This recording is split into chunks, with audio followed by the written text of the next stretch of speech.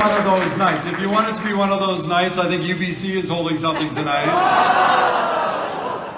My name's Peter Ackman. I'll be your MC, not your comedian. It might happen, but usually it's at my own, it's because of me.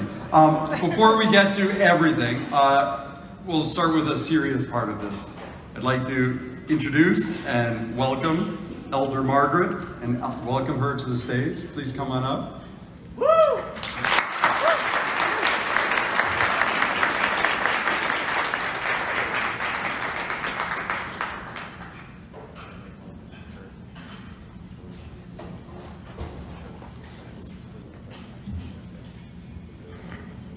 Wow, I'm glad she took my line. It wouldn't be SFU if somebody didn't start that one. So welcome everyone here tonight.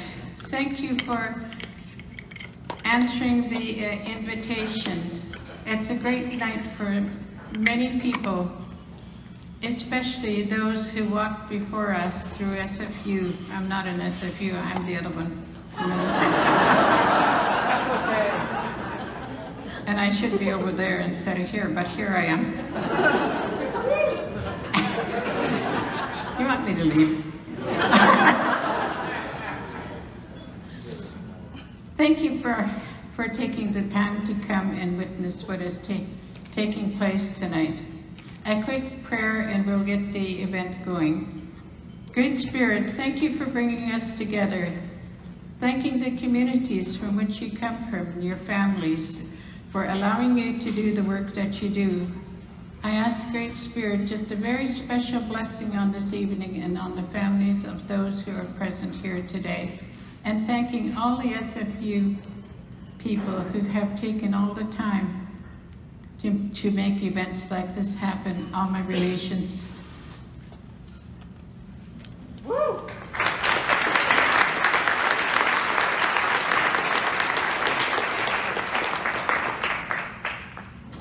We're going to go up and down with the microphone a lot tonight. So thank you, Elder Margaret, for welcoming this evening. And of course to our piper, Kendrick Rutherford. Kendrick is a pipe major of the SFU Pipe Band's Robert Malcolm Memorial Juvenile Band. Give him a hand.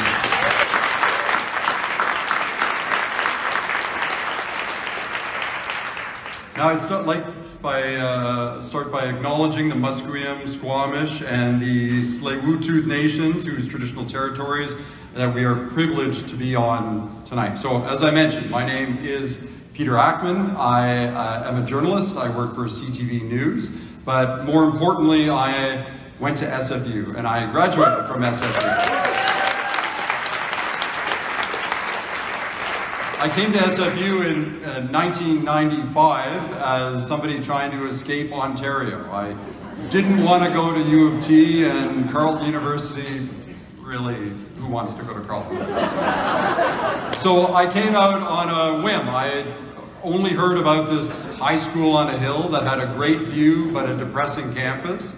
And so I came out and I applied, I got in, and I came out and I thought, you know, I was a swimmer, not a very good one, but I am going to make it onto SFU's swim team. And so I went, the first place I went after I got to this beautiful viewed campus, beautiful view, remember that. I went and knocked on the swim coach's door, Liam Donnelly, and I said, Coach, I'm going to be one of your best swimmers. He asked me who I was. So I introduced myself again. Hi, I'm Peter Ackman. I'm gonna be one of your best swimmers, but I can't really afford to be at SFU. I have enough money for one semester. That's it. And he said, well, you better swim fast. And so he made me a deal. He said to me, if you make national standard by December, you'll be on a scholarship. How hard could that be, right? Not hard at all. I was, just to give you a little background, I was only ranked 7th in my age group in Ontario amongst guys with brown hair and who were over 6 feet tall. So I wasn't very fast. By December, I made national standard. I was offered that scholarship. They paid me back for my first semester, and I could eat again. And from that point on, I thought this was the start of my life, of my career, of my success. And I didn't realize that it would take 3.5 more years to actually start my life. Because it was only when I walked across the stage and was handed that diploma, and I shook that person's hand, who I still don't remember who it was because nobody came to see my graduation and I don't have any pictures. But, no, don't be like that. That's fine. I have a lot of pictures of me now. It's fine. So, it was only at that point in my life that I truly started my life. And it took until last year before I came back to SFU because, you know, you travel and you work and you work and you work and you travel, but going back to your university isn't a super priority. But I came back last year and I won an award. I came on the stage and I made a speech, and I realized that it was the day I walked off that stage where I carried a quiver full of arrows that this university had given me, that I was able to be the success as a professional, as a husband, as a father, as a son, as a friend, that I am today. And I'm not sure what type of success I am today, but I know that under all of those categories, I feel I'm a success because of what SFU gave me. So that's enough about me because I really have nothing else to say about myself. So let's proceed. We're going to get some courtesy things. Everyone who has an iPhone, leave them on. Blackberries, you throw them out because we have an Apple representative here that no Blackberries allowed in the room. And the ringer, come on, really? It's 2019. I'd like to. Jim Balseely is very upset right now. I'd like to take a moment, a special welcome to SFU Chancellor and alumnus, Angie Ardini, and to President and Vice Chancellor Andrew Petter, who earlier this month, in case you didn't know, latest inductee into the Order of Canada. Now, in case you don't know what the Order of Canada, Celine Dion is the only one who gets one of those things. Some other people get that too. It's one of the nation's highest honors. Consider Andrew's tremendous contributions to Canada as a whole and to our great university. It's fitting that that honor was bestowed upon him, and congratulations. Now we have a number of other special guests here, so I'm going to run through some names. It'd be nice if you stood up because you're not just names, you're people too, and that way we can talk to you outside after and ask you for a drink ticket. Okay? SFU Board of Governors, Board Chair Fiona Robin, Angie Hall, Mike Lombardi. Come on, you can keep that going. I'm loud enough, you'll hear me over the microphone. Board Chair Emeritus, Dr. Eveline Jagger-Roy, and our past outstanding alumni recipient and honorary degree recipient. We also have 2 honorary degree recipients here, Dr. Marguerite Ford and Dr. Jennifer Prosser-Wade. There we go. Thank you. SFU Foundation board members, Chris Hilliard, Barry McDonald, who also is Chancellor's Distinguished Award recipients.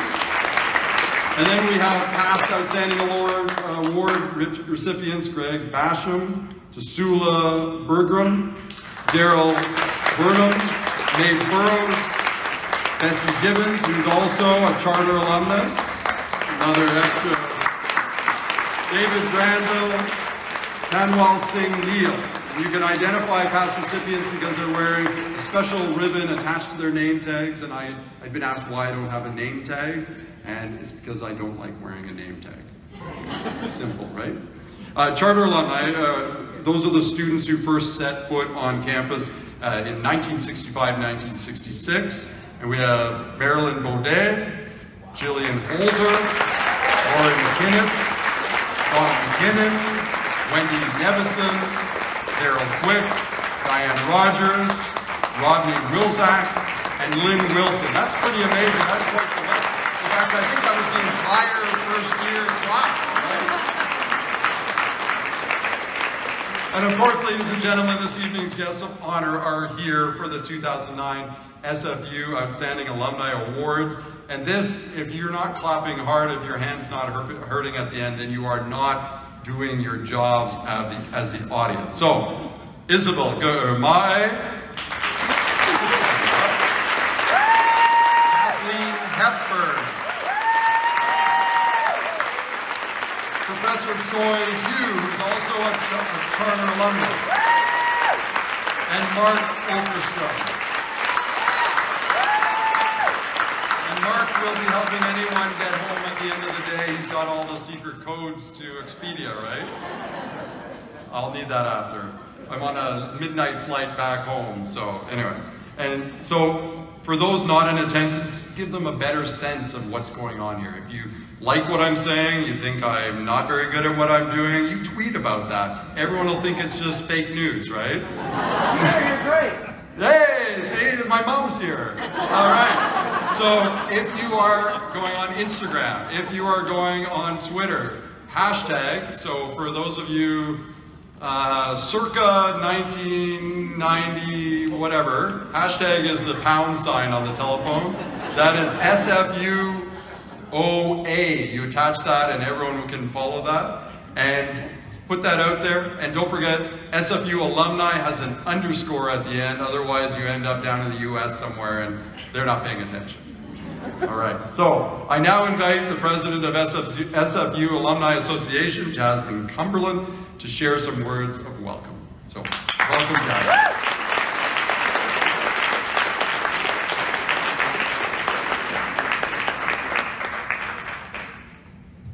Thank you so much, Peter. And good evening, everyone. For those of you who may not be aware, Peter is actually an award-winning journalist and now senior investigative reporter with CTV's W5, which its 54th season premieres tomorrow, so tune in, and CTV's National News. Peter's passion for telling stories to foster understanding and positive change has taken him across Canada and around the world. Not only that, as Peter just mentioned, he was the recipient of last year's Outstanding Alumni Award as the Rising Star for Professional Achievement. We are very grateful to Peter, who has traveled here from Toronto to join us on this special day. Thank you so much, Peter.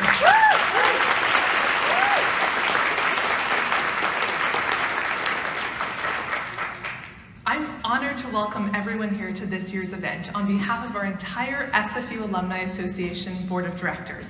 It's wonderful to see so many familiar faces, and I'm excited to also connect with those of you who I haven't yet met and who are attending for the first time. Peter, it's particularly meaningful that you returned to serve as our MC this year.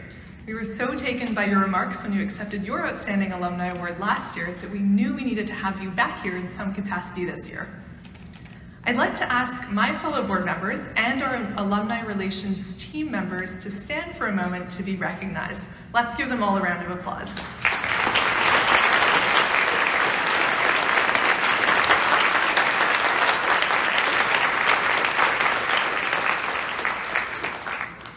I would also like to acknowledge Mike Denhan, SFU's Vice President of Advancement and Alumni Engagement, who has been a terrific supporter of our wonderful SFU alumni. Thanks so much, Mike.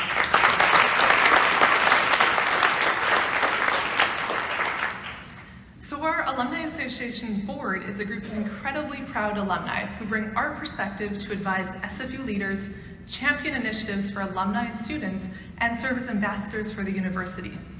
This year actually marks the Alumni Association's 50th anniversary, and I know I speak on behalf of my fellow directors when I say that we're grateful to all who invested their time and ideas to bring us to where we are today. While the association has evolved over time, our core focus remains the same: to identify opportunities to increase engagement between alumni and students, and to provide our graduates with valuable programs and benefits that support both personal and professional development. Our focus is not only on those who've already crossed the stage or the pond in the academic quadrangle to receive their credentials. It is also on the students, present and future, who follow in our footsteps and will one day be SFU alumni and leaders in our communities. We want to ensure that their academic and social experience is even greater than we were afforded during our formative years at SFU. In fact, tonight, many students are joining us, and I'd like to extend a very warm welcome to them. Welcome, students.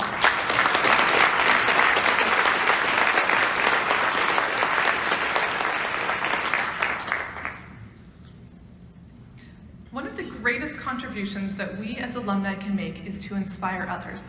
With a community of more than 160,000 alumni spread across 140 countries, there are many remarkable stories of determination, innovation, and humility. And tonight, we're very privileged to share the stories of 4 alumni whose journeys to date have embodied all of those characteristics and more. This year's selection process was chaired by Angie Hall, who just completed her 6th year on the Alumni Board and currently serves on SFU's Board of Governors. I would like to thank Angie, members of our Alumni Association Board, SFU staff, and past recipients who devoted significant time and effort to review the applications and had the responsibility of selecting this year's recipients. Tonight is our opportunity to recognize and celebrate our exceptional graduates, those who are making a significant impact within their own fields and within our broader society. Isabel, Kathleen, Choi, and Mark, tonight each of you joins more than 140 past recipients who have been recognized since this program began in 1983. We are an amazing company.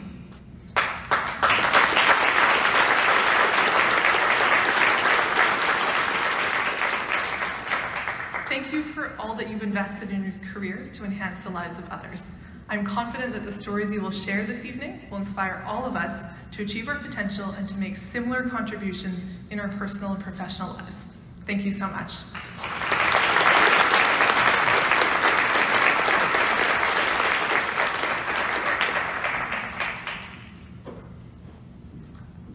Now, tonight couldn't be tonight without important sponsors, people who have supported SFU, friends of SFU over the years, and so we'll take a moment now just to recognize the lead sponsors, all of whom trusted partners of the Alumni Association. For TD Insurance, Malash Monex, who's offer alumni preferred rates at home and auto insurance. We're joined by Max Stiles. You can give a little applause. Alumni Financial, our provider for all health, dental, critical illness, and term life insurance needs. We have Carmelina Mano.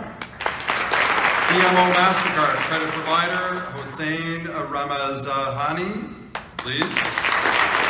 We also have a number of students joining us this evening whose tickets were sponsored by insurance broker Nelson, Glennis, and Deslip, and Integral Financial Services, as well as the Alumni Association Investor Advisor Don Foster from BMO Nesbitt Burns. And additionally, you wouldn't hear us without tonight's venue, and AV were generously supported as part of the PSAV and the Sheridan Wall Center. So please join in thanking tonight's sponsors. Now I'd like to invite President Andrew Petter to come forward and bring greetings on behalf of the university. Sure.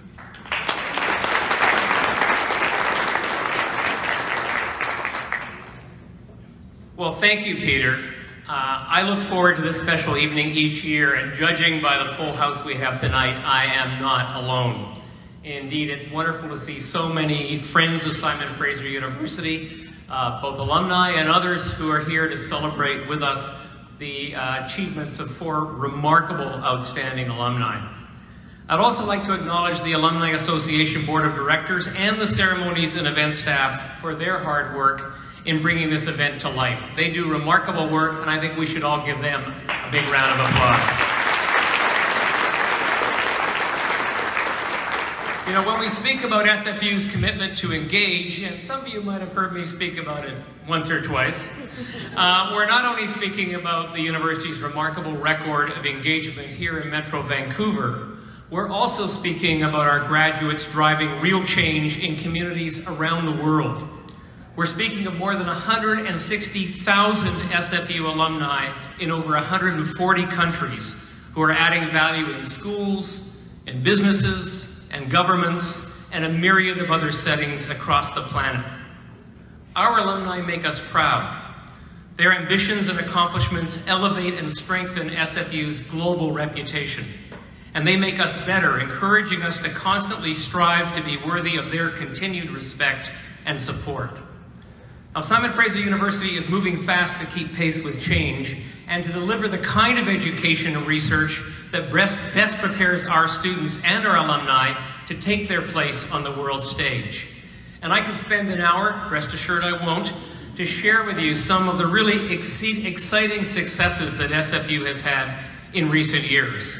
What I can do, though, is show you a short video that hopefully will give you a sense of some of the reasons we say that SFU is a university on the move, working to meet the needs of future alumni. Check the screens.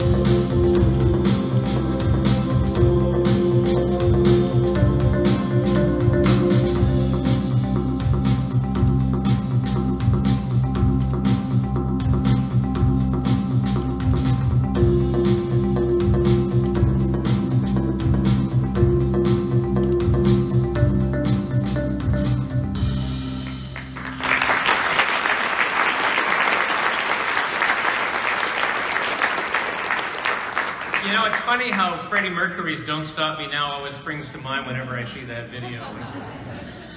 Seriously though, as Canada's top comprehensive university for 10 of the past 11 years, with research income up a staggering 70% in the past decade to over $142 million annually, with global recognition for our commitments to social innovation and community development, with an innovation strategy that has established us as leaders in big data, research mobilization, business development, and student entrepreneurship, well, SFU is definitely playing at the top of our game.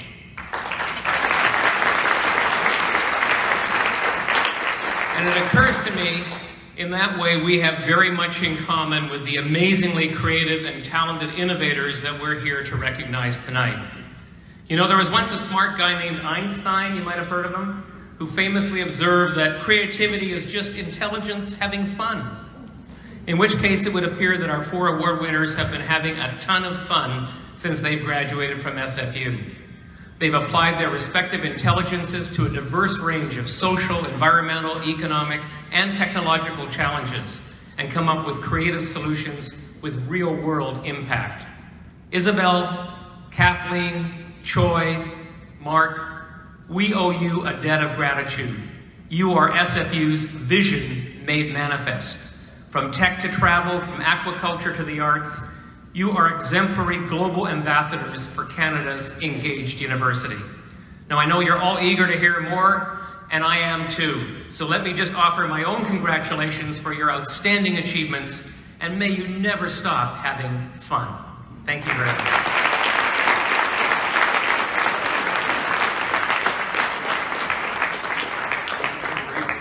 Thank you, President Petter. Now this is the fun part of the night, right? This is where we get to meet the 4 people that we've all come to celebrate, and I am excited to introduce the first award recipient. Please draw attention to these screens.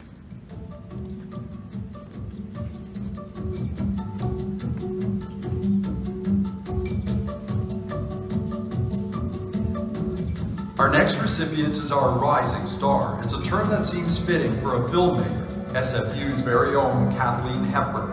Kathleen's films reflect her life and her experiences, and because of that, her connection to them is deeply genuine. Among a long list of awards and recognition, Kathleen was named Most Promising Director at the Vancouver International Film Festival. She received the Emerging Canadian Director Award from the Directors Guild of Canada. And her film, Never Steady, Never Still, was named to Toronto's International Film Festival's Top 10 Canadian Films for 2017. Kathleen's work is truly a labor of love, but there's more to her success than a personal connection. As Kathleen says, I'm not interested in just writing what I know, instead, I write what I want to know. It's this inherent sense of curiosity that sets Kathleen's films apart.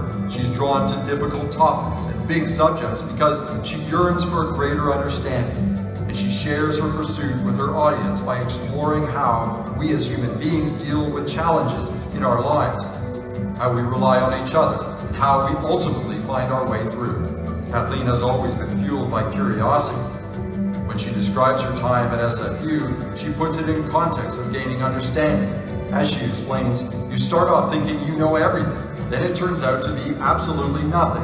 By the end, you realize you know a few things, but that only means you need to know more.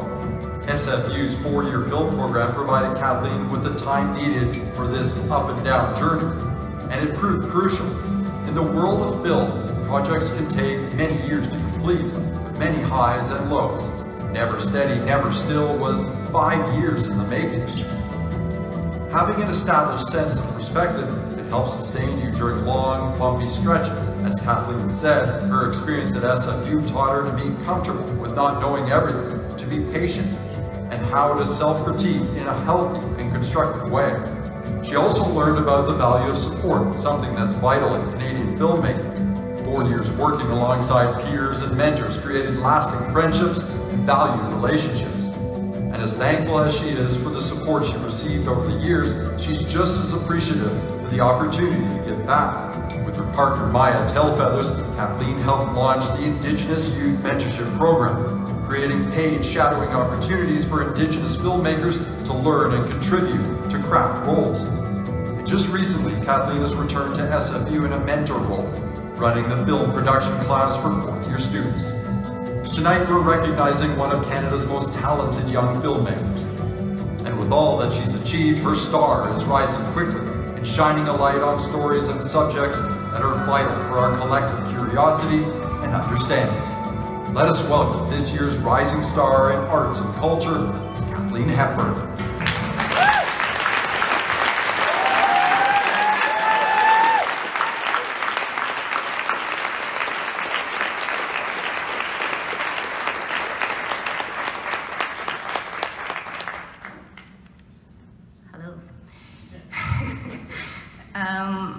It's really nice to be here tonight for this celebration. It's really an honor.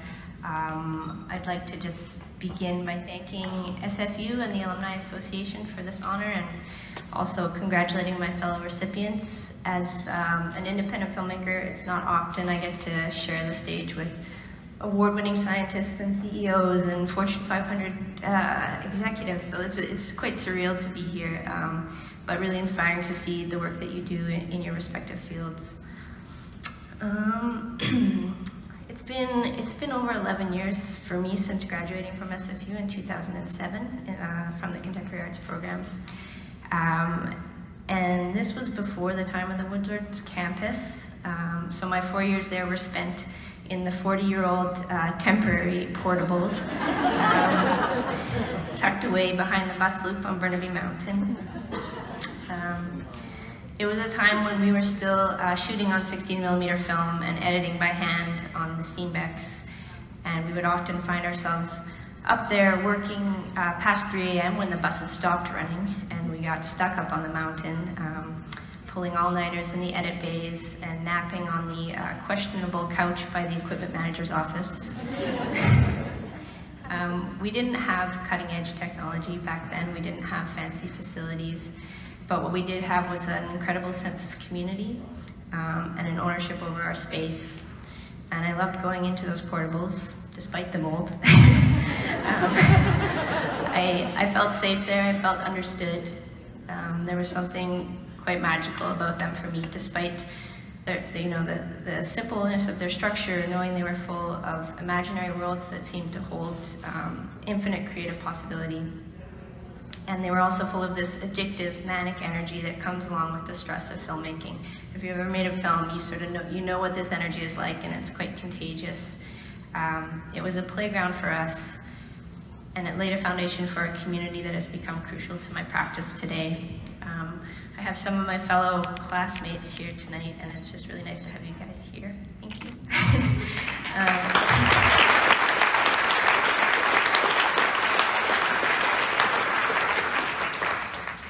So I now find myself at a new SFU as I return to teach and looking out the faces of the next generation of filmmakers who find themselves where I was over a decade ago, where both everything and nothing felt possible. And I know the road ahead of them is going to be hard, and it's going to involve a heck of a lot of rejection, but I also know the beauty and the privilege of what we do, and I hope I can impart that on them in the months to come. In trying to decide what I wanted to speak about here tonight, I was thinking a lot about the idea of success and what it means to me as an artist.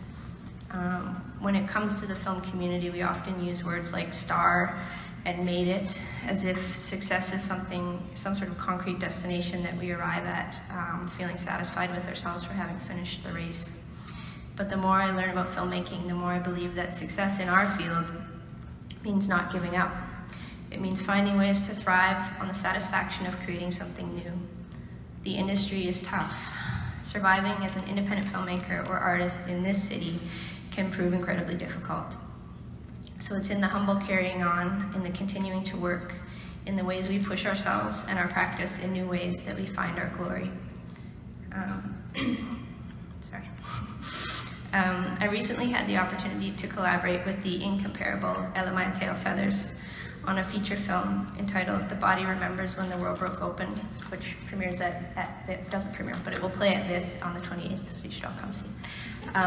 But what was so unique about this project was not only that it told a story rarely represented on screen of two Indigenous women coming together in the aftermath of violence, but it also allowed us to completely reimagine our process and has opened my heart to a whole new way of making films. We premiered at the Berlin Film Festival earlier this year, and more recently at the Toronto International Film Festival, which has been a great honor and a privilege and a huge validation of our work. But what has been most incredible for me over this past year is the family and mentorship model we were able to build in the making of this film, and the ways in which we were able to challenge the extractive nature of the filmmaking process. By collaborating with each other as artists and with Indigenous youth from our community in all aspects of this journey, we came to a new understanding of our responsibility as storytellers and how the process of creation can be the reward in and of itself. Having grown up in a position of relative privilege on this beautiful unceded land, I believe that every one of us has a responsibility and an opportunity to address our own role in the growing disparity that exists in our country. And for me, this responsibility lies not only in the way I try to live my life, but also in my creative practice. So I'm a little nervous. We're living in a time of great uncertainty, and in this time, I believe people need storytelling more than ever. To be reminded of our own humanity, of our ability to feel empathy, joy, and sadness, and to step out of our lives and into someone else's shoes for a short while, and to witness the beauty that still exists in the world. I know that stories aren't enough to set this world right, that the problems we face are vast and require huge systematic change, but as a filmmaker, that's what I can offer. And although, to be honest, my life hasn't changed all that much since when I was a student, I couldn't imagine myself doing anything else but telling stories and working with incredible creators. And I'm so thankful to be able to call this my career. And thank you for having me. Thank you to SFU, and I hope you enjoy your evening.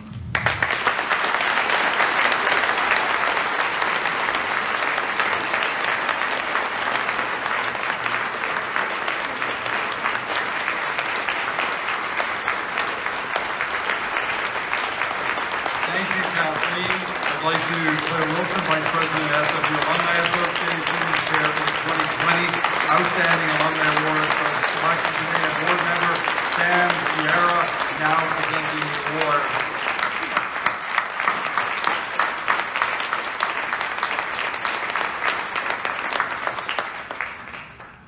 And what I whispered into her ear is storytellers do change the world. I'll tell you that on every level, they change the world. So thank you, Kathleen. For our second recipient tonight, I don't know, you follow that? It's a tough one to follow. Please draw your attention to the screens, either side.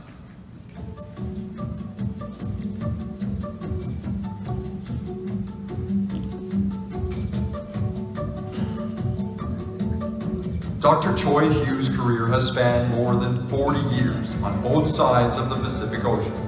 He's excelled as a scientist, innovator, professor, and as a humanitarian. Yet throughout all his varied roles and accomplishments, there's been one constant driving force in Choi's life: knowledge. Choi has always sought greater understanding, not greater recognition, and in his pursuits, he has remained true to the fundamentals of academia: research, teaching, and collaboration. Just look at his career in academics, which is an achievement unto itself. Master of Science at SFU, PhD at UBC, postdoctorate fellowship at Yale.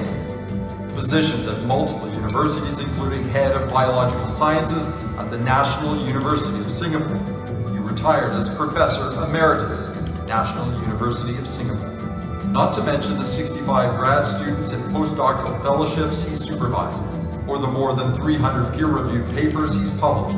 Many of his graduate students are in leadership positions in various universities all over the world. But Choi's story is much more than accolades and titles, impressive as they are. As a young student at SFU in the mid-60s, Choi was first exposed to what he calls a true research-driven environment. To this day, he believes this was a defining moment for him, one that provided a foundation for his entire career. As a research scientist, first and foremost, Choi's inclination is to ask questions and solve problems. When he saw low temperatures result in the sudden and massive death of Atlantic salmon in New Brunswick, he did just that. And his solution could solve some of the world's biggest problems. Choi led a team in the creation of transgenic salmon that is resistant to cold temperatures and grows twice as quickly as ordinary salmon. And it happens to be the first genetically engineered animal to reach our dinner plates. He was also cited as one of Time magazine's top 50 inventions in 2010. This has been anything but an easy path for Choi and his partners at AquaBounty, the biotech company he helped create. 25 years of applications, regulations, and frustrations have resulted in one truly transformative accomplishment. Choi is the first to agree that it's been a long journey, but he also stresses that it was the right path to take. He's a research scientist, after all, believing that there are always good reasons to be careful, cautious, and above all, patient. Patience were a virtue, Choi may be amongst the most virtuous on the planet, especially when you consider the implications of his work. To meet population demands, our agriculture sector must find a way to double food production by 2025 and triple it by 2050 on less per capita land, with less water, and under increasingly challenging environmental conditions. We need more people asking questions and solving problems. We need more people like Choi Hew. His impressive work is beginning to be recognized more today, and like any great teacher, he's satisfied knowing that others can benefit from and build on his foundation. SFU is thrilled to recognize this year's winner for academic achievement, a rare SFU charter alumnus who embraces our radical roots, Choi Hew.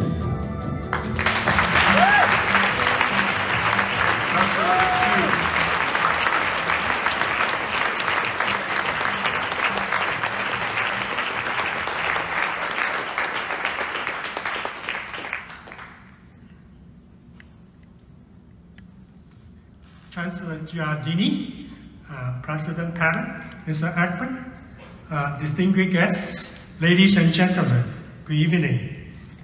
I'm actually honored to be one of the recipients of the Outstanding Alumni Award this evening. It was a totally pleasant surprise. I was fortunate to be one of the charter students at SFU, and I thank SFU for taking a risk in accepting a student coming in from a developing country. I was raised in Ipoh, Malaysia, a small tin mining town. Many of you, or most of you, might not have of this place, Ipoh. But if I mention this is the birthplace of Michelle Yeoh, I guess many of you will know where it is. Okay?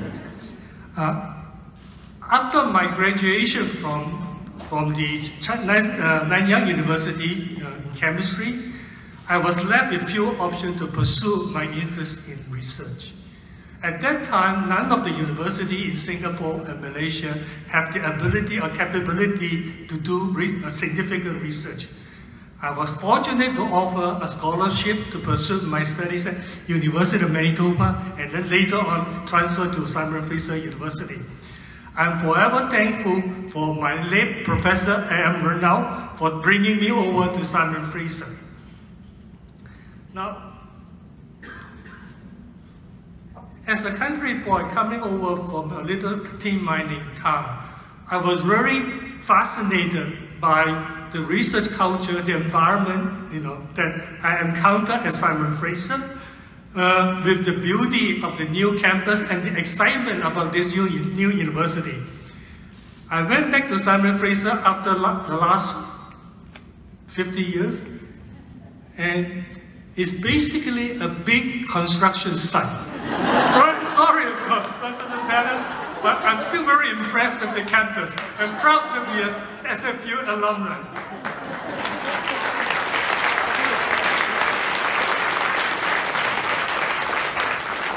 During my research career, I actually worked on protein chemistry, structural biology, molecular biology, endocrinology, and more recently, marine biology. Each field actually brings its own reward. And if you're looking at research, sometimes your career may be logical, but sometimes it could be by accidents and circumstances. Now, the discovery of the antiphase protein was an accident. I was trained as an endocrinologist from the Banting Institute at University of Toronto, the other university, right? So once when I was appointed as the assistant professor at Memorial University, I thought I would like to continue my research looking at the biosynthetic event of insulin. So I picked up cod as my experimental model. Cod actually is a much better experimental model compared to mouse or rat. I have managed to ship 200 plus of my Atlantic cod in the in-house seawater aquarium. One morning in February, the seawater temperature was -1 degree Celsius when you bring into my in-house tank. To my horror, every single one of my cod was frozen to death. I did a biopsy. I can actually see eye crystal in their heart. I was most desperate, but at the same time, I was the most popular guy in the center. Every one of my colleagues will have a free frozen cod for dinner. But to my surprise, at the same time, the other fish, the winter flounder, was still happily swimming around.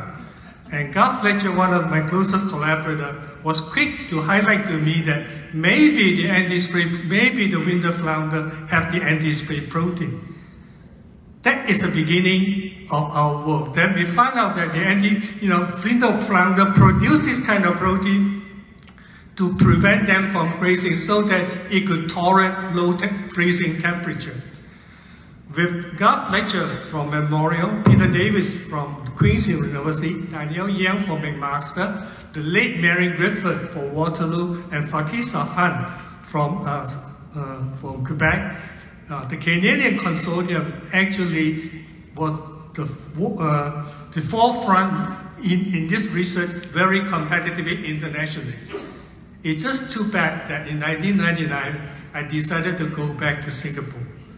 And there's no way you can convince my funding agency to allow me to do antifreeze research in Singapore.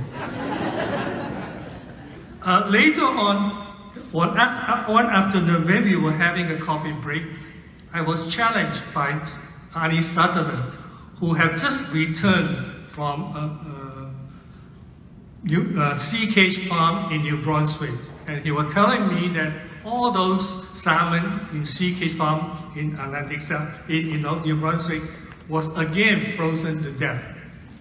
He challenged both Gar and myself whether we can transfer the antifreeze gene into the Atlantic salmon so that the Atlantic salmon can now be protected as freeze tolerant. So that was the second incident or accident that we encountered too. And subsequently, we have using the Chinook growth hormone salmon gene, we were able to have the fish that grow much faster so that they could avoid the freezing temperature. So that is our story. So the discovery of the antifreeze protein and the development of the transgenic salmon is a very interesting story. I used to go down to the high school in Malaysia, in Indonesia, and Thailand giving this talk. I think we are at the right time, at the right place, with the right tool and with the right team. Okay? So the rest is history. On this trip coming back to Canada or in Vancouver, I was actually looking for some seafood restaurant that could serve my salmon. The salmon that you have, I'm not quite sure whether it's my salmon, okay? But anyway, I thought by developing this kind of transgenic technology, by developing this transgenic salmon, it does help to address the issue in terms of food production and also food security in this world. I thank the Canadian Medical Research Council and also the strategic panel, ANSWER, for supporting my research on antifreeze protein and the transgenic salmon. Many of my colleagues in Canada, also in Sick Hospital, keep questioning me why the Medical Research Council funds your fish research. It's too much a fishy story. But I always tell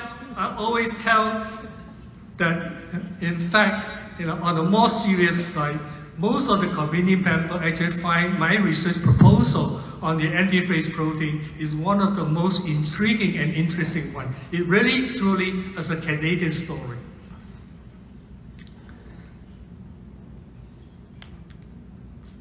For someone like myself that came from a developing country and have gained my training and experience, working experience in Canada, and as a Canadian, also as an SFU alumni, I thought it's my obligation to pay back or to contribute to the society.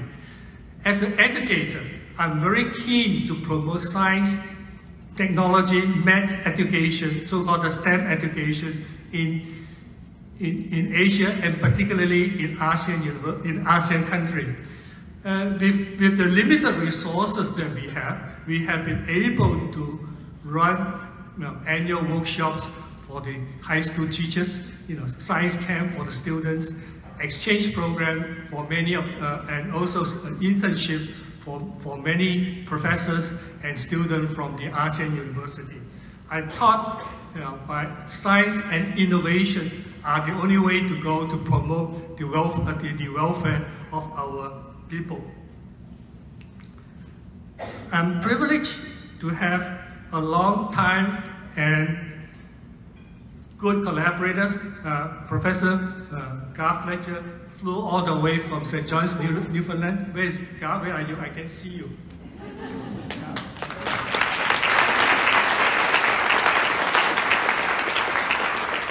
Guy and I have been working closely for the last, from 1970 till 1999 when I went back, decided to went back to Singapore.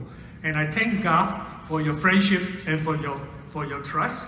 And I also like to thank two of my very close friends, Dr. Chia and Dr. Seng Lui from Bronte College from Toronto. Again, we're going to share the assignment.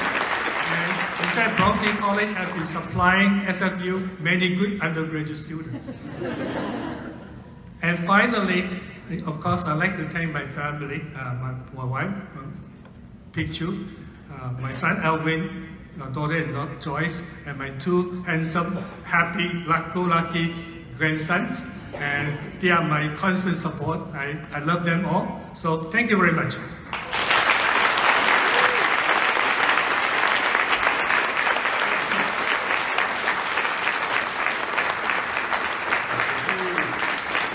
Joining us now as board members, Chista Farzim and Jillian Holder, also a charter. Thank you. Nice to see you. Who knew that 200 dead fish would get such a laugh from this crowd? It's really a sick group.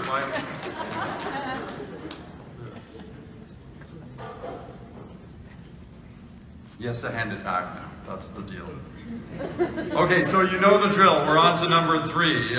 These are great, right? I mean, again, the fish story, I'm going to work that into my shtick, I think, moving on. So, you know the drill. Check out the screens. We're on to our 3rd recipient tonight.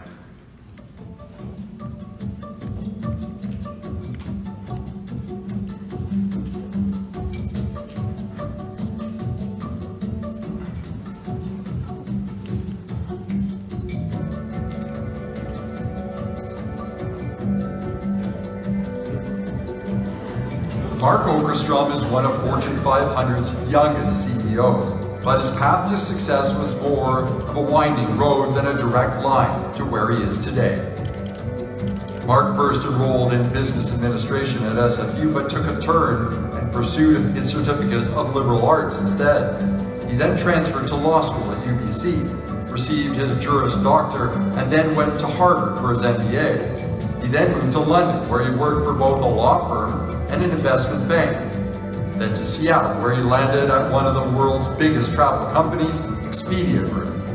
There he rose the ranks from Senior Vice President of Corporate Development to CFO, and then ultimately to CEO. All this for someone who originally wanted to be a policeman. Mark OKERSTROM has reached the top by simply finding his way, by being curious, open to every opportunity, and by possessing that innate desire to explore and discover new things. Maybe that's precisely why the travel business is such a good fit for him. The truth is, Mark never planned for this, but he couldn't be more thankful or better suited for his leadership role. As Mark tells it, when he first took the position, he started listening to podcasts like How to Be a Good CEO and 4 Things That Great CEOs Do. And it's refreshing to hear one of the top business leaders admit to being a lifelong learner. In fact, not knowing is critical to Mark's mantra for success. Recognizing that the higher you climb, the more important it is to stop talking in order to listen, because that's the only way to learn. As a colleague once told him, when you move up, shut up. Whatever path Mark takes, wherever he gets his management style from, one thing is for certain, it's working. As CEO of Expedia Group, he oversees more than 200 travel booking sites and services in more than 70 countries, with a workforce of more than 24,000 employees. You may recognize some of the brands from his portfolio: Expedia.com, Hotels.com, Hotwire, Vrbo, Orbitz, and Travelocity, just to name a few. He's served a number of senior leadership positions and has contributed to almost every integral decision at Expedia Group since his arrival in 2006, helping grow a company that today does business to the tune of over $100 billion in gross bookings. Mark OKERSTROM has come a long way since his days at SFU, traveling the world and back, but his heart is still in beautiful British Columbia. He comes home often and remains proudly Canadian.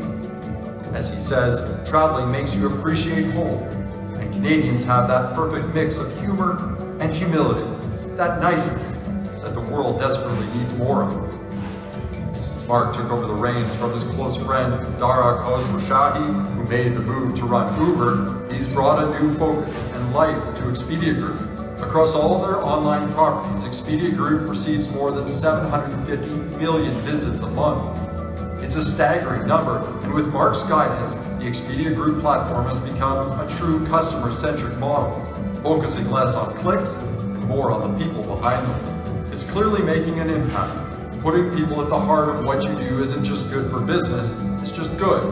As Mark says, nothing can stop our natural human appetite to be curious and explore. In fact, we have to do everything we can to encourage it. To this point, he offered a quote from Mark Twain: "Travel is fatal to prejudice, bigotry, and narrow-mindedness."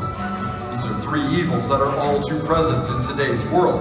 But if more people believe like Mark believes, there's an antidote. Let's welcome this year's recipient for professional achievement, Mark OKERSTROM.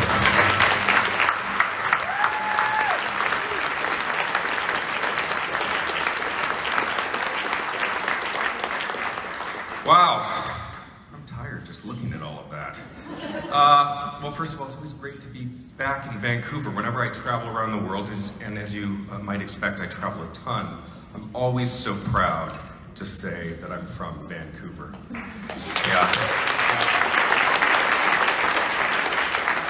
The only problem is that when I'm in Vancouver, I have to admit, I'm actually from Coquitlam.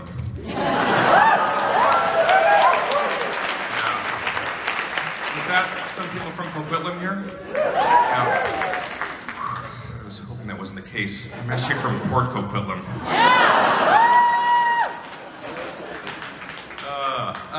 Okay, well, first of all, I mean, just thank you so much to Simon Fraser University, Mr. President, Madam Chancellor, the Alumni Association. What a tremendous honor. And of course, congratulations to my fellow recipients. I mean, how humbling is that to see everything that you've done? I do have one thing on you, though, I think, which is I'm actually an accredited travel agent. No joke, I've got the card. I've got the card. I'd also like to say just a huge thank you to my incredible wife, Julie, yes, who I met at law school after leaving the University of British Columbia. Not only have we raised two incredible girls, 12 and 15, together, but Julie has been really some of the driving force behind a lot of the twists and turns I've made in the road of this crazy career of mine. I'd also like to thank my dad, Doug, a fellow Simon Fraser alumnus who's here. Yes. And my late mother, Gloria, who's no longer with us, who instilled in me the belief that I could do anything, and yet the humility to know that I couldn't be successful at everything. So thank you. So, looking back at the last crazy 24 years since I left this esteemed institution, boy, it's been absolutely wild ride. You saw a little bit, just let me go through this. After I left here, I was a landscaper, ran a landscaping company, and then I went to law school, and then I practiced law here. I practiced law in the UK. I went back to Boston, did my MBA, consultant in Boston, consultant in San Francisco, and then 2006, someone called me and said, hey, why don't you join this little thing called Expedia.com? And, well, the rest is history. After traveling through the ranks, I found myself one of the youngest CFOs in the Fortune 500 at about 38 years old, took on operations a few years later, and then when my friend Dara left to run Uber, lo and behold, I was CEO. So how does that happen? How does the Poco kid become the CEO? Well, of course it was a grandmaster plan, you know that. Every step carefully. You know that wasn't the case. The fact of the matter is that it was a healthy dose of serendipity and luck, but also a willingness to set goals that were high and mighty, to push myself to go to the next level. Not to achieve those goals, because I didn't really achieve any of my career goals. I wasn't a policeman, I didn't become a fighter pilot, I was never a partner at a law firm or a managing director at an investment bank, and you know the list goes on and on. But those goals pushed me to actually step to that next level. And when I got to that next level, I was presented with a host of opportunities. My time here at Simon Fraser from 1991 to 1995 was one of the most formative periods in my life. A period where I stepped up to a new plateau. I studied philosophy and critical reasoning, and then psychology and calculus. The breadth of what I studied was phenomenal. SFU instilled in me a curiosity that still drives me today. But it also instilled in me the discipline to be self-motivated, to get things done on time, and also the humility to recognize that I don't know anything. Now, I mentioned that, of course, my career has also been, had a healthy dose of luck and serendipity. It just so turns out, between 1991 and 1995, there was something else going on. Anyone know what that was?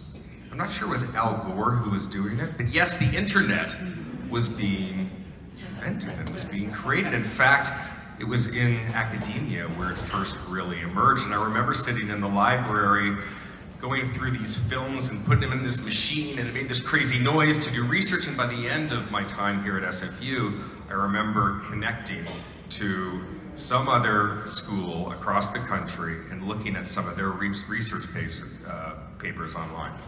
Crazy. So we didn't know what was happening, obviously, but actually after I left SFU and I went to law school, about a year after I went to law school, something else was happening about 250 miles south of here in a little company called Microsoft, which was a couple of product engineers. They had this crazy idea, which is let's put airline schedules on CDs. Remember Microsoft and Carta? Yeah. Well, so they put them on CDs and they said, hey, why don't we just put them in a database and let people access them from this intranet thing? Well, that was the seed of something incredible, something that today is known as Expedia.com. Well, that was 1996 and our paths didn't collide again, but I kept on taking moves and learning new things until 2006 when, of course, luck drove by and I was on the right corner and I joined Expedia. And of course, the rest is history. It's been an incredibly wild ride. Now, being the leader of Expedia with 25,000 employees, I often get asked for leadership advice. And I have some pretty simple leadership advice. And I bet you've all heard it. I bet you've all heard it. How many people have been on an airplane? Yeah, you have. It goes something like this. In the case of an emergency, an oxygen mask will drop from the cabin in front of you. Please ensure that you put your own oxygen mask on first before helping others. Yes, that last bit, please ensure you put your own oxygen mask on first before helping others. When I first heard that, I was like, that is so selfish. So selfish. But in fact, there's a kernel of wisdom in that statement, which is, how can you help your children or your seatmates or your fellow passengers if you are on the ground gasping for air? You can't. Being a great leader begins with leading yourself. It begins with having a strong foundation of personal integrity, habits, behaviors that give you the right, give you the privilege, the humbling privilege of leading others. And as I've looked around the people that I've seen succeed or fail in business, in leadership positions, it's never really been because they haven't had the vision or been able to motivate. It's because they haven't been able to lead themselves. Now, of course, when I watch the television, I see some people on TV, not to mention any names, as I see some parallels. So I have some personal habits that I have that have helped me along the way. I've had 7 jobs, I've got 9 of these things. I would tell you them all, but we certainly don't have time. But there are 4 that I think are particularly important that I would share with you today. First of all, be positive. Every day you have a choice to be negative or positive. I choose being positive. When you're positive, the people around you are positive, and life is just better. 2, work hard, try to overachieve. Great things don't come to the lazy, at least not very often. If you can combine curiosity and passion and hard work with opportunity, you're gonna do great. 3rd, embrace failure. Failure happens. It hurts, it feels awful, but the moment that you can embrace it, the better off you'll be, because it's just going to keep happening again and again and again. And the most successful people that I've met, including past presidents, some of the things they spend the most time talking about is some of the failures that have helped them to the successes they've had. But importantly, last thing, learn. Learn, learn, learn. Learn from your failures, learn from your successes, and you'll have a great journey through life. So my advice, my only piece of wisdom, because we were asked to share some wisdom, is put your oxygen mask on before even attempting to help others. Leading others starts with leading yourself. Thank you.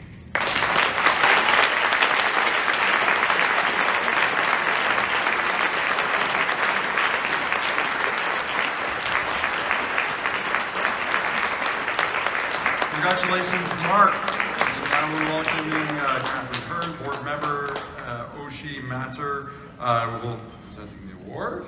Smile. Come on, folks. Get inspired.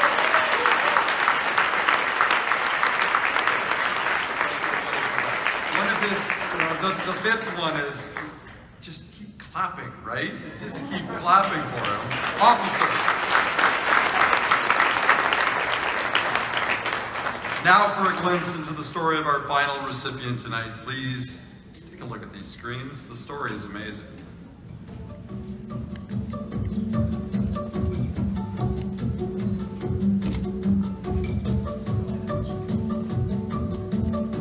When you consider all our next recipient has achieved at such a young age, outstanding feels like an understatement. ISABEL GE MAHE was recently named the 10th most powerful woman international business by Fortune magazine, and Fast Company placed her 6th on its list of most creative people in business. Going unnoticed is impossible for ISABEL. Her abilities, talents, creativity, everything about her impresses. Steve Jobs definitely thought so. After Apple pursued ISABEL for more than a year, attempting to lure her away from Palm, the legendary Apple CEO invited her over for dinner at his home. It was his turn to make the pitch, and as ISABEL tells it, made a good one. Ultimately, he convinced ISABEL that if she wanted to make a bigger impact in the world, she had to come to Apple. And as was the case in most things, he was right. Today, she's the first vice president and GM of Apple in China, reporting directly to Tim Cook. She's leading Apple's emergence in Asia and fulfilling the company's vision of not only delivering the best products, but also leaving the world a better place. When ISABEL looks back at that dinner and her subsequent decision to move to Apple, there's one thing she can point to, one thing Steve spoke to that truly resonated. Her team. She had built a team from the ground up in Palm, a company in the midst of a major reboot, long removed from its iconic Palm pilot days. The thought of leaving them felt like a betrayal. Jobs' argument to this was simple, but effective. He said, you can stay with Palm and drive a bus full of people off a cliff, or you can come to Apple and give them a better place to land. If you look past that little bit of arrogance, he was right again. Along with key members of her team, ISABEL moved to Apple without ever looking back. ISABEL GE MAHE will tell you that her strong belief in the team concept was shaped largely by her experiences as an undergrad at SFU. Her engineering class was made up of just 60 people, and the course load was incredibly challenging, comprised heavily of labs and project-based learning. To adapt, the small group identified individual strengths and worked together as a single team with great success. The friendships she made during that time remain with her today. In fact, it was a tip from a grad student at SFU that led her to pursue wireless. Fast forward a few years and ISABEL led all wireless development for Apple. Good tip. ISABEL's time at SFU and in Vancouver has shaped much of her life and success. This is where her adventure started. When at the age of 16, she came to live here with her father. His support was instrumental. When the mining company where he worked laid him off, ISABEL convinced him to stay in Vancouver so she could complete her education in the West.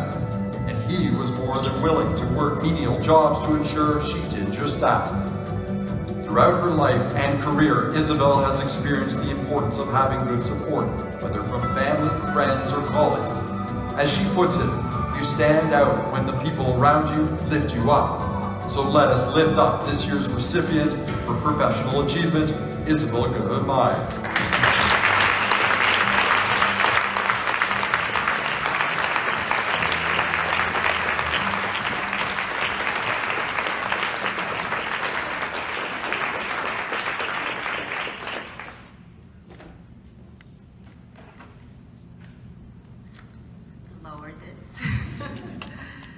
Well, thank you, Chancellor Giardini, President Petter, Alumni Association President Cumberland, and John Grant, Mike Danhan, and members of the board for this honor. I'm eternally grateful for the education and lifelong friendships Simon Fraser provided me. The programs here taught me the importance of teamwork.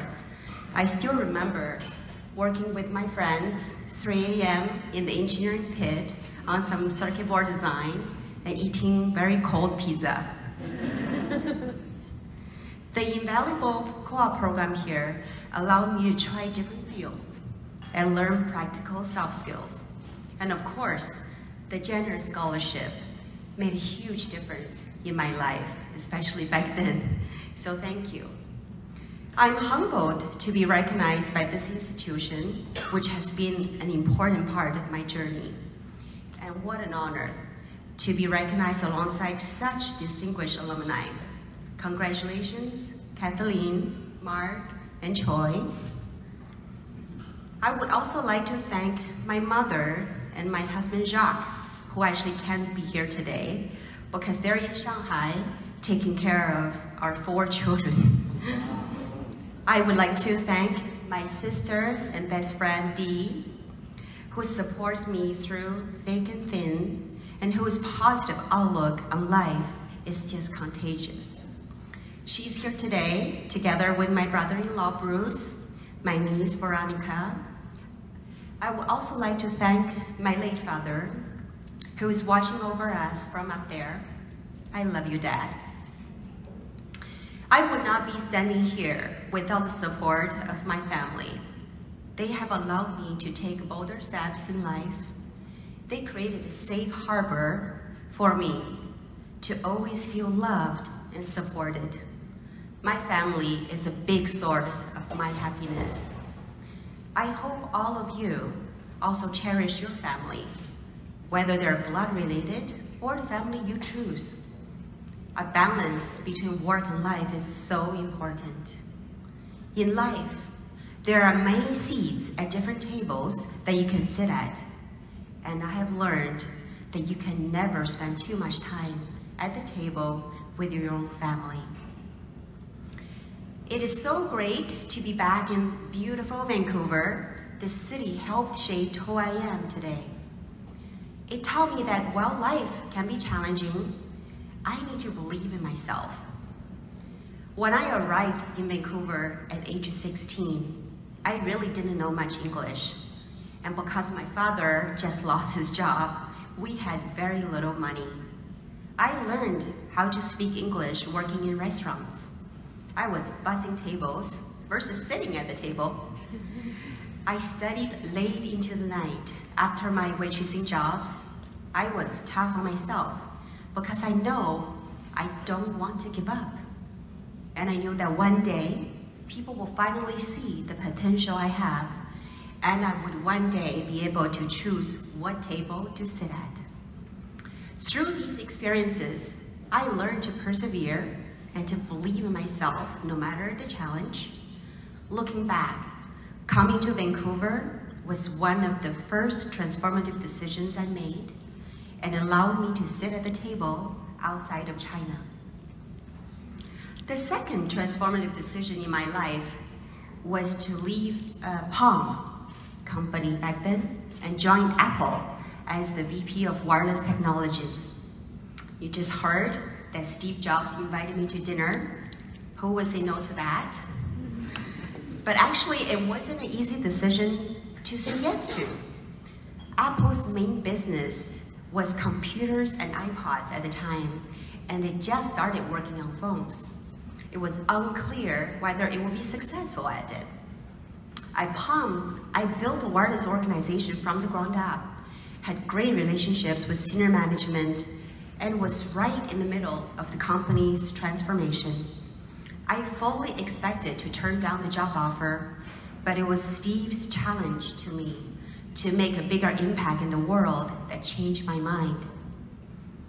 IPOM, a successful product, was one that sold 2 million units. Apple now has 1.4 billion active Apple devices in the world. I am really glad that I kept an open mind at that dinner and took a seat at Apple's table. Had I now taken that offer, I probably would be unemployed right now, given that POM is no longer in business. So I urge each one of you to keep an open mind when making important decisions. When faced with a difficult decision, ask yourself questions such as which opportunity creates more impact, or which opportunity would you regret more if you didn't pursue it.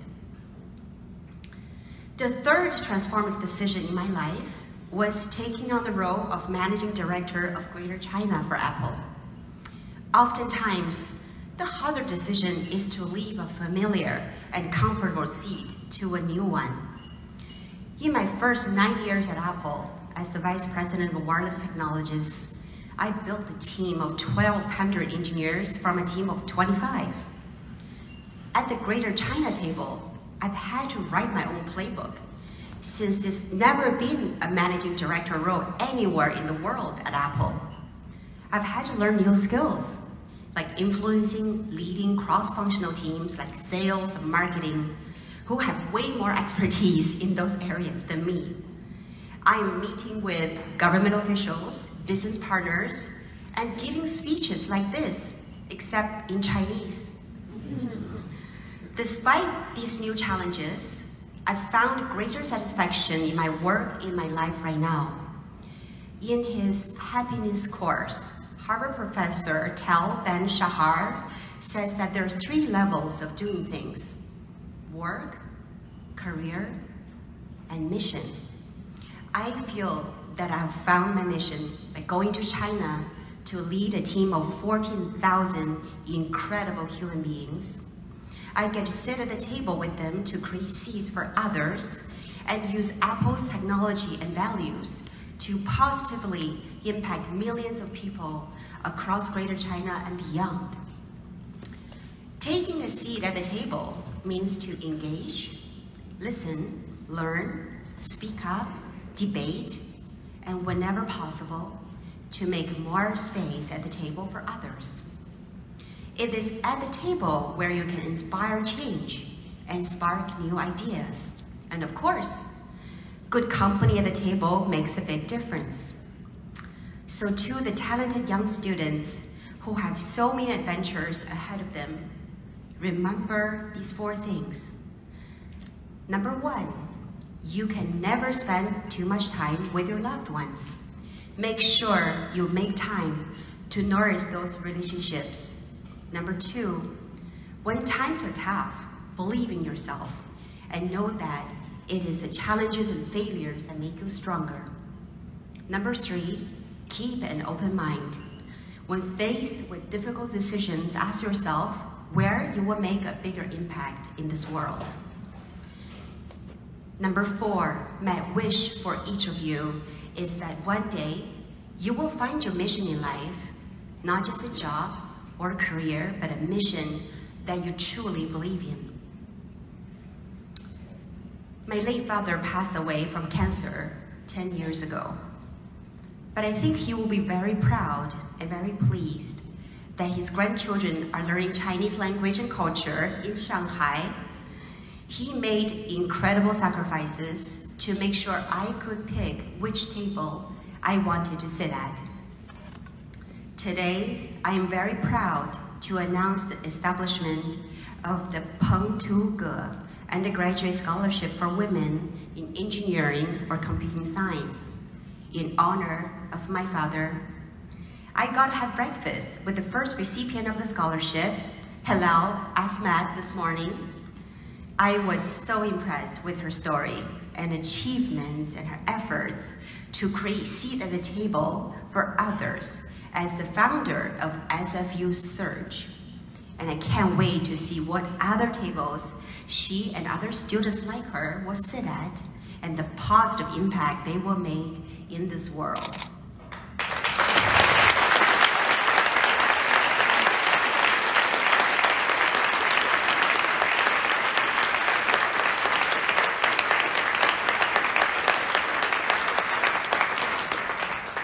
So thank you, Simon Fraser, for this award and recognition and the seat you created for me.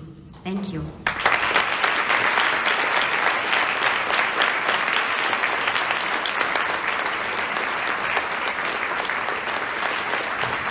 Board President KATHLEEN HEPBURN and Brandon Chapman, we are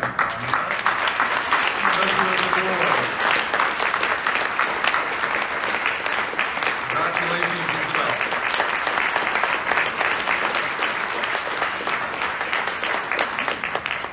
Now this year, I'm a journalist, so I ask a lot of questions. And in this situation, I didn't get to ask anyone anything except for why they have Pepsi and not Coke in the trough. I was told it's in the trough, by the way.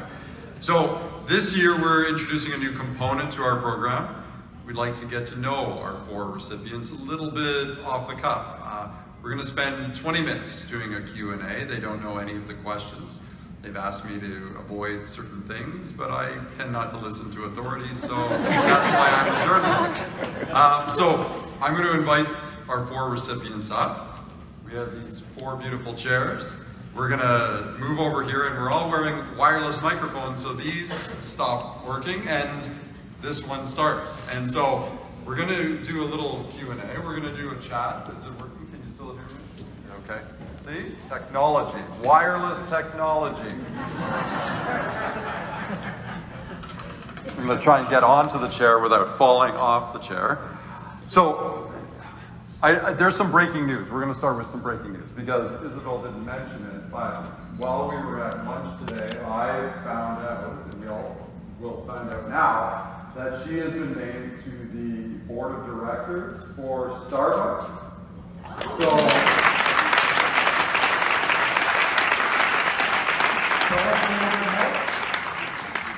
what can I say? It's such an amazing company, and they share a lot of the similar values and mission that Apple shares. So I'm just so honored and flattered to be able to learn from an amazing board and from amazing leaders there. So. Big round of applause. Well, there is a theme that, you know, you pick up on these things if you start listening to 4 amazing people from 4 very different backgrounds, and that's, you can't do it alone, right? None of us are an island, none of us do what we do without our husband, our wives, our profs, our whoever. Somebody has helped us, somebody has lifted us up to allow us to be in the spotlight. And so, Isabel, we heard about your father, and what a beautiful thing to have that, the first ever award for the recipient today, to be able to hand that out. Are there others in your life that you would say have really just made you the first professionally, personally? Really, it's, you know, I really have to thank my entire family. You know, my father really sacrificed his own career, in fact. You know, he was a professor in China, and then he moved to Vancouver. And in order for me to be able to stay in Vancouver, he actually gave up his professional jobs and took on all sorts of odd jobs just so that, you know, he could support me financially. So I couldn't be here today without his own sacrifice. And my dear sister, after I moved to Shanghai, she spends 5 months, 6 months out of the year in Shanghai. Because my husband doesn't really speak Chinese. And I do have 4 children. So my first sister, you know, spends a lot of time with me, helping me out. Of course, my brother-in-law chases and, you try to get her back and set up all these gym memberships so that she can come back home. So really, you have to thank both my brother-in-law and my sister for just the amazing sacrifices she's making to support me. I'm just so blessed, I think, with just such amazing family who really support me from all different angles. You talked about those late nights, slicing ham by hand, cold pizza that everyone seems to have been eating. Who lifted you up? I think there's I mean, film is an incredibly collaborative medium, so there's too many people to name probably that have supported me over the course of my career so far, but I should mention in particular my partner Tyler Hagen, who's here tonight, who produced both of my feature films, and I think producers are very underappreciated in the process. They do so much work, have such an incredible amount of pressure that they're under, and I definitely wouldn't be here without him. But also all of my creative collaborators who, I think what really pushed me to the next level in my work is working with people who were actually already at that next level and were able to lift me up creatively and push me in ways that I wouldn't have been able to do on my own. Professor, other than killing fish, did they help you? I think for people like myself that working on research, we know that research is teamwork. So I was actually quite fortunate to have a whole group of colleagues that are across Canada. I mentioned some of the names earlier, from Newfoundland, Kingston, McMaster, Quebec. I think it's the kind of partnership or understanding and give and take that make the team work very smoothly. In fact, earlier we actually have our annual anti-freeze workshop, and that's the highlight for the team. All the people, went for Chinese food in Toronto, Greek food in Toronto, but that's a way for bonding. So I still think that, for research these days, you have to be working very closely with your collaborator, with the understanding that each one of them contribute, fairly. I mean, so many people. I've often asked if I had mentors, and I often describe this concept of a synthetic mentor, which is I work with different people. I have different people in my lives, and I always try to surround myself with people who they at least have some quality that I can aspire to be like. One of the most influential people in my life. Honestly, I mentioned I thanked her early on, but it's my wife Julie, and she has just pushed me the best. Some people say like you have spouses that are supportive. It's like Julie doesn't support like this. She's like support like this. Like go do it. And a funny story, we were both practicing law here in Vancouver. After a couple of years, Julie says, why don't we just go take some time off and be servers somewhere around the world, work our way around the world. I'm like, what are you talking about? We've got student loans. We've just spent like 7 years in school. You're nuts. She goes, how about this? Why don't we go do it as lawyers? And I was like, sure, let's go to New York. She says, let's go to London. We were married. It's like, how are we gonna solve this? She goes, easy, first one to get a job wins. We go to Kinko's on Sunday night. Remember Kinko's? We fax out our resumes. Remember faxes? I go to New York. I send mine to New York. She sends hers to London. By Monday, she's got an interview. By Wednesday, she's got a job offer. By Friday, she's accepted a job with the top firms in London. I'm on the phone to New York saying, hi, this is Mark OKERSTROM. Did you get my fax? And I follow her to London, and it's just, my life has been a lot like that. Did you go to SFU? No, so... I didn't leave Ontario, I went to Queens. Oh, Golden Gale. Okay, so yeah, it's too bad because we swap award recipients.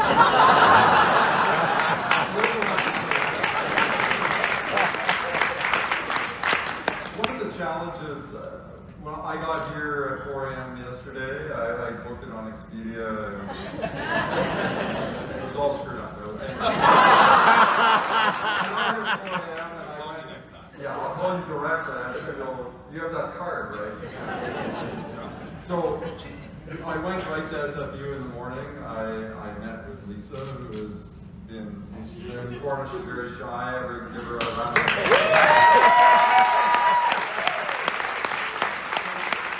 We did a tour of the library, and then we saw this maker station. And if you haven't seen it, and if you're here long enough, I encourage you to go look at it, because it is what the future is all about. Hands-on, tactile, amazing setup. So if you haven't been, the walls will come down soon, and it's fabulous. But after that, we went and had lunch, and I got to sit beside some journalism students and journalists who work for the Peak. I didn't get a job at the Peak when I was here. I wasn't good enough to make it. Not that I'm bitter, but at that moment, you know, they asked me questions about what I do, and I love that. And yes, we should talk less as we rise up, but sometimes all these bumps we've been through, we have to share them, because otherwise they're wasted, right? Wouldn't you rather the speed bumps not be in your children's way as you move through? So, are there things that, and people that you reached out, you're walking the red carpet at TIFF, or at BIF, or at MIF, or at all these gifts, and do you reach back and say, come with me, let me show you something? I'd like to think I do. I mean, I think that's why it's exciting to come back here and start teaching, is to get to know those who are coming up and create that sort of through line for the community, and encourage continued collaboration, because it is so important. But also it's exciting to see what the younger generation is doing, because they've just been raised differently, and they have different approaches to the world, and so I think we learn so much from them. I think it's a really nice give and take. Yeah. For you, Professor. In a Chinese word of saying, it's much better to help somebody when they're in need. This is usually my thinking. So for me personally, I was actually more involved on the outreach program for all the developing countries. You know, for example, in Myanmar, in Cambodia, in Thailand, helping those people up to their level of competence, or maybe providing them the way for the future. I think that's more important to me personally. You won't see me going, you know, showing the kind of giving flowers to somebody already loaded. Just a Chinese saying that, right? I would rather see, you know, giving somebody the code for during what I said, somebody in need. You know, somebody in need. You need a firewall. You need to provide the code for people for the firewall to get warm. That's my personal, always guiding principle. Sure. Isabel. Well, I really believe that education is the best way to change people's lives. And in China, even though living in Shanghai and Beijing, you're surrounded by this amazing, you know, cosmopolitan. There are so many people still in need. And what we have done at Apple is through education, digital education. So we donate iPads, and we would donate those to children living in poverty who would otherwise never ever be able to touch one. And we will use education to really help them and teach them. We set up, we go to certain migrant schools. You know, Carolyn was leading a lot of those efforts, and many of the Apple employees actually become volunteers, and every week 8 of Apple employees will go to this migrant school and again teach those children how to create art and how to compose music using iPads. Give them the education that, you know, they otherwise won't be able to have access to. And we have many other programs like this that is education related, because we truly believe through education you really can change someone's life. And I felt like that's what happened to me. I really want to be part of that giving back. Mark? Yeah, I try to meet with our interns. I try to mentor people along the way. I think the question is how do you do it at scale? Because what you were speaking about is like that's real scale when you can make a real difference in a community. We started at Expedia, and I was one of the people who was behind it, trying to basically help underprivileged people in our communities, help advance gender balance at Expedia. And that's been the part that I think has been most rewarding for me. We do now this thing called Day of Caring at Expedia, which is actually Month of Caring. This month we'll have about 7,000 employees around the world where we give them the day off and they go back and give back to the community, and I'm always up there rallying them. We, about 4 years ago, launched a big initiative around gender balance. We have about 51% of our employees at Expedia are women, but at the time, only 20% of vice presidents and above were women. There was just a big imbalance. We've got a ton of ways to go, but now we're up to close to 30%. So just if you can make a difference at scale and give back in these types of ways, I find that pretty rewarding. Now we've heard from all of you about how you pushed yourself to achieve amazing things, and you look at the resumes. I mean, they are amazing. You stay positive, Mark. You mentioned you should make that choice, and you push yourself. Don't be lazy. I don't think anybody up here is lazy. I don't think you know how to spell it. So, how do you push to the next thing? How do you, when you are there, is there anything about that's rare? Well, yeah. I mean, for me, there's still a long way to go. So,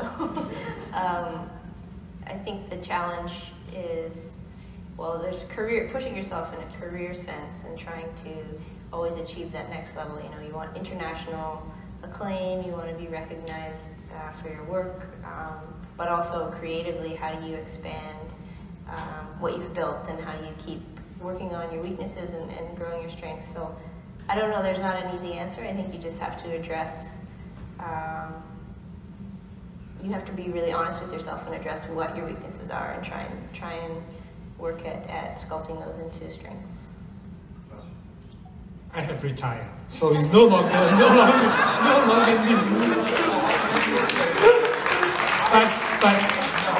But what I would trying to do, what I've been trying to do is to mentor some of our younger colleagues so that they don't have to make the same kind of mistake that when I was young as a junior faculty member. So I think the mentorship to younger faculty member, or even to your students who is now getting up, I think that's, to me, is more like my priority these days.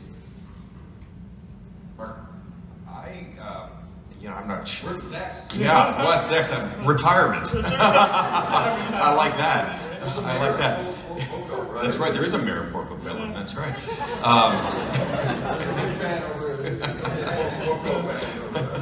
Listen, I think the amazing thing is that, as much as one thinks they've accomplished, you can always look around the world and just see people that are way more accomplished than you are. And I think also, listen, you can achieve success in business, but sometimes you look around and see people that have achieved just great happiness in doing other things that they're passionate about, whether it's film, whether it's what you do. And, I think for me, the thing that drives me is that quest for that next thing that I'm going to be passionate about. It's not necessarily to make more money or to get more passion, but to actually find something that I think, wow, that's amazing, I want to learn more, and I think that's what's going to drive me to do my next thing, whatever that is. Isabel, last word to you. To me, I think it's just be able to learn more. I truly believe that it's a lifelong pursuit. There's always so much more you can learn, and be able to take on more challenges. Frankly, my entire career, opportunities actually came to find me. I'm horrible at job hunting, or horrible at looking for other opportunities. But I think what helped me was just be good at what I'm doing now, and try to really be the best that I can doing what I do now and try to create more impact. When I think of the decisions I make, if I can really be able to create more positive impact in the world, and that's the decision that I will follow. And then I think opportunities come when you are good at what you're doing. Amazing.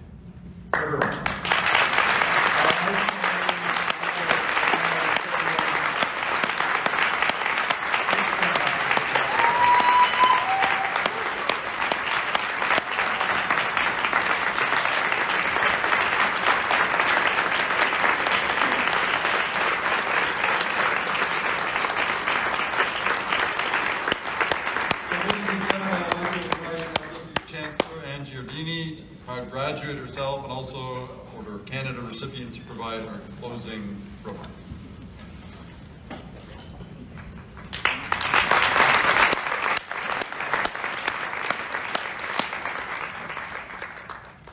Kathleen, you are so centered and so grounded, and you've got so much work ahead of you. And I know everyone in this room will be at as many of your films as you ever make. So you've sold a bunch of tickets already. Troy, you exemplify that ancient saying, teach a man to kill a fish.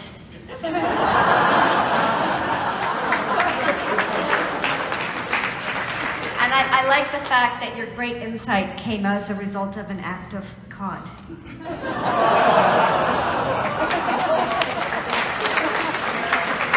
About not saying it, but I couldn't stop myself. Mark, you are hilarious. Not as hilarious as Peter, but you're hilarious. And you tell a good story, which is important because a corporate and a personal development both require a strong sense of narrative. And you clearly have it. And so I have a sense that your work will continue to take you places.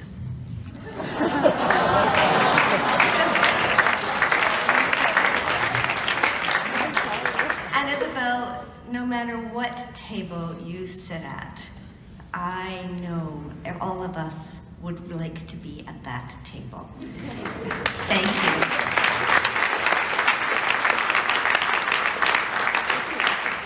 This event is for alumni and by alumni, and as an alumnus myself, I'd like to acknowledge the wonderful behind-the-scenes efforts of the Alumni Association's Board of Directors, our Advancement and Alumni Engagement team, everyone in the SFU Ceremonies and Events Office who always are working, who make all of these events so fun and so interesting and so enjoyable, and all of our terrific volunteers. Can we thank them all?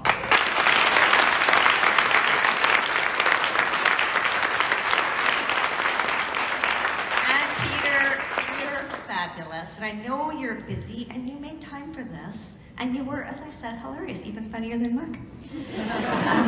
A very special thanks to you for giving so generously of your time to serve as our MC. You are the perfect example of what it means to be an engaged graduate.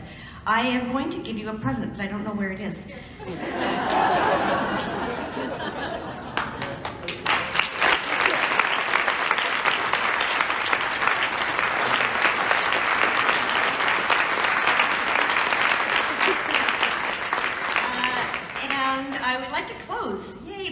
Cutting a challenge to all of you to think of an SFU graduate who you would like to see on this stage next year.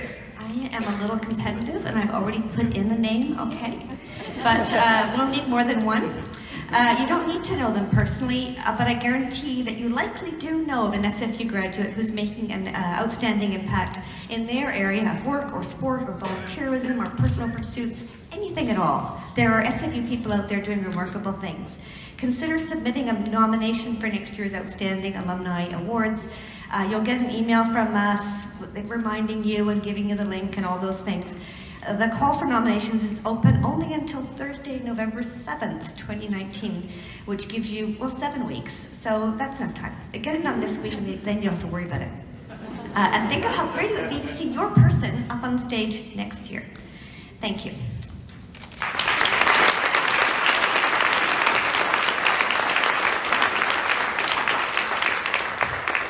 Other little things before we say goodnight tonight. And well, you don't have to leave just yet. There's still food, there's still drinks, and There's still some celebrating to do. So I'd like to ask any students who are joining us to come to the right hand of the stage, side of the stage. Your right, my right, stage right, this side. Come over here, we'll get a photo with the recipients. I also invite anyone, please come and enjoy the dessert reception. Only lasts 1 hour, then you're out. Okay. And I'd also, this wasn't planned, it's not in my script, but I just wanted to say this. SFU is a small school with a huge reputation. Share it. Mention where you're from. Don't let UBC steal all the thunder. We have a cooler sports logo now. And so I encourage you, when you're out, when you're in Singapore, when you're in Shanghai, when you're in wherever you are. In fact, I was on a boat going from Helsinki to St. Petersburg last week, and I met this very nice couple from Australia, and they said, "Where are you from?" And I said, "I come from Canada," and we started talking, and I said, "I went to this school called Simon Fraser University." Not like the TV show, like Fraser. And I talked about it and I glowed. And they said, "You must be so proud of your school because of the way you're talking about it." That's what we need to do. When we leave here, this pride that we feel, share it. That's my final word to you. So, congratulations to our award winners. Congratulations to all of you for supporting Simon Fraser University.